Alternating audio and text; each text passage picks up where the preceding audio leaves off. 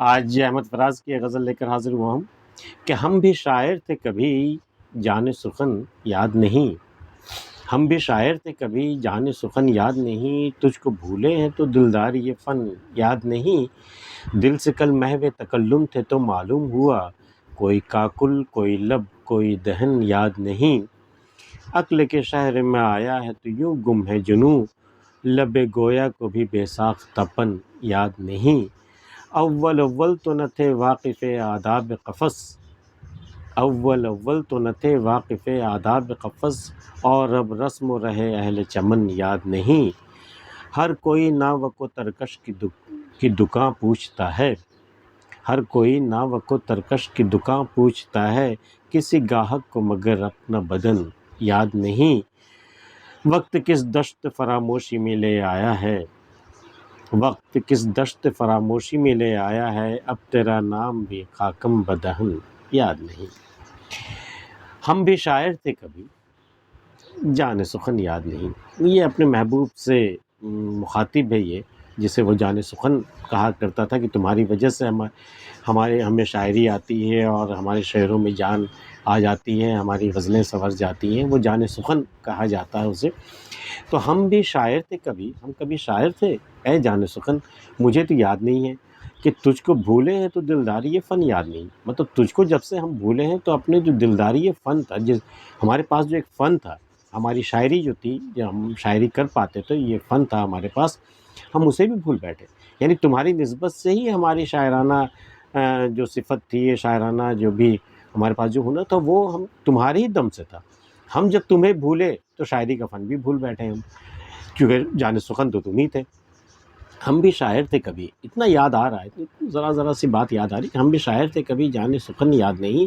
تجھ کو بھولے ہیں تو دلداری یہ فن یاد نہیں.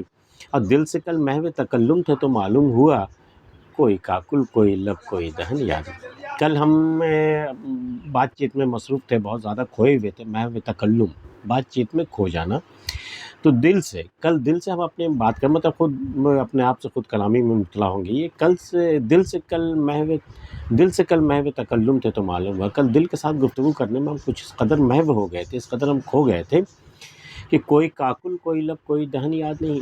اس قدر مطلب ہم کھو گئے کہ ہمیں کسی کا کاکل بھی یاد نہیں آیا، نہ کسی کا لب یاد آیا، نہ کسی کا منہ یاد آیا، کچھ بھی یاد نہیں آیا. ہم اس قدر مطلب اپنے دل کے ساتھ گفتگو کرنے میں اس قدر ہم محو ہو گئے تھے. دل سے کل محو تکلم تھے تو معلوم ہوا کوئی کاکل کوئی لب کوئی دہن یاد نہیں. عقل کے شہر میں آیا ہے تو یوں گم ہے جنوں لے کر کے یہ عقل والوں کے شہر میں آ گیا. حالانکہ جنوں کا ٹھکانہ تو دراصل دشت و صحرا ہوتا ہے، لیکن یہ عقل والوں کے شہر میں آ گئی ہے. تو عقل کے شہر میں آیا ہے تو یوں گم ہے جنوں. لب گویا بھی کو بھی بے ساختہ پن یاد نہیں. وہ جو ہمارے لب میں جو بولنے کی، میرے ہونٹوں کو جو بولنے کی صلاحیت، جو طاقت تھی لب گویا، اس میں جو ایک بے ساختہ پن تھا، جو بھی دل میں آتا تھا ہم کہہ دیتے تھے. لیکن عقل والوں کے شہر میں آ کر کے بالکل گم ہو گئے. اب ہمیں وہ بے ساختہ پن بھی ہم بھول گئے. لب گویا جو میرے ہونٹوں پر رہتے تھے ہمیشہ کوئی بات بے ساختہ نکل جانے کے لیے، لب گویا کو بھی بے ساختہ پن یاد نہیں. اول اول تو نہ تھے واقف آداب قفس. جب مجھے قید کر کے قفس میں ڈالا صیاد نے، جب ڈال دیا، تو ہم یہاں کے آداب قفس سے ہم واقف نہیں تھے کہ قفس میں رہا کیسے جاتا ہے، کس طرح صبح ہوتی ہے، کس طرح شام ہوتی ہے. تو شروع میں جو ہے اول اول تو نہ تھے واقف آداب قفس، اور اب رسم و رہے اہل چمن یاد نہیں. اور جب قفس کے ہم عادی ہو گئے رہنے کے، تو اب جو اہل چمن ایک جو رسم راہ تھی، جو اب تک قفس میں آنے سے پہلے جس رسم راہ سے ہماری بنتی تھی، وہ بھی اب ہم بھول گئے. قفس میں آنے کے بعد قفس کے آداب تو یاد ہو گئے، لیکن چمن کے رسم راہ ہم بھول گئے. چمن کی رسم راہ ہم بھول گئے. اول اول تو نہ تھے واقف آداب قفس، اور اب رسم و رہے اہل چمن یاد نہیں. اور اسے آپ یوں بھی کہہ سکتے ہیں، جب انہیں جیل میں ڈالا گیا، ان کی باتوں، ان کے خیالات کی بنا پر، تو یہ کچھ دنوں تک تو وہ آداب سے واقف نہیں تھے، جیل کے آداب سے. لیکن جب وہاں رچ بس گئے بالکل، جب وہ اپنا گھر سا ہو گیا، تو پھر جو باہر کی دنیا تھی، آزاد دنیا، جو ان کی شاعری کی دنیا تھی، وہ اس سے وہ بالکل ناآشنا ہو گئے، بالکل وہ بھول بیٹھے. یہ ایک وجہ ہو سکتی ہے. اور اب رسم و رہے اہل چمن یاد نہیں. ہر کوئی ناوک و ترکش کی دکان پوچھتا ہے. جسے دیکھو واقع پوچھتا ہے کہ تیر کی دکان کہاں پر ہے، اور ترکش جس میں تیر رکھا جاتا ہے وہ کہاں ملے گا، جہاں تیر ملے گا وہیں تو ترکش بھی ملے گا نا۔ تو ہر کوئی ناوک و ترکش کی دکان پوچھتا ہے، کسی گاہک کو مگر اپنا بدن یاد نہیں۔ مطلب کسی گاہک کو یہ بھی خیال نہیں کہ اس قدر جو دکان سے جو بکے گا، یہ تیر اور ترکش جو بکے گا، تو کسی نہ کسی پر تو نشانہ کوئی نہ کوئی تو نشانہ بنے گا۔ تو اگر شہر کا ہر شخص تیر و کماں والا ہو جائے تو کون شخص بچے گا جو لہو لہان نہیں ہوگا؟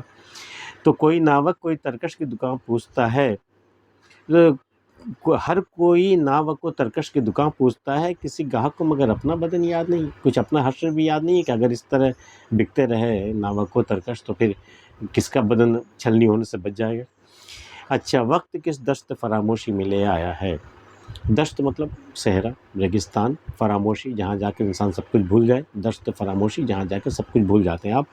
تو وقت کس دشت فراموشی میں لے آیا ہے، اب تیرا نام بھی خاکم بدہن یاد نہیں۔ اب اپنے وہ محبوب سے کہہ رہا ہے کہ خاکم بدہن، میرے منہ میں خاک پڑے کہ اب تیرا نام بھی مجھے یاد نہیں ہے۔ ایسا وہ دشت فراموشی میں آیا ہوں کہ کل جو تو میری جان تھا، میری جان سخن تھا، وہ اب تیرا نام بھی میں بھول بیٹھا ہوں، ایسا دشت فراموشی میں آ گیا ہوں۔ وقت کس دشت فراموشی میں لے آیا ہے، اب تیرا نام بھی خاکم بدہن یاد نہیں۔ احمد فراز کی غزل آپ کو کیسی لگی؟